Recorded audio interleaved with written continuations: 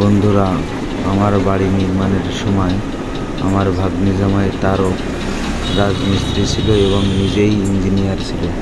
সে আমাদের বাড়ির ডিজাইন করেছে এবং বাড়িটা তৈরি করতেছে। দেখুন, সে একজন বড় মাপের মিস্ত্রি।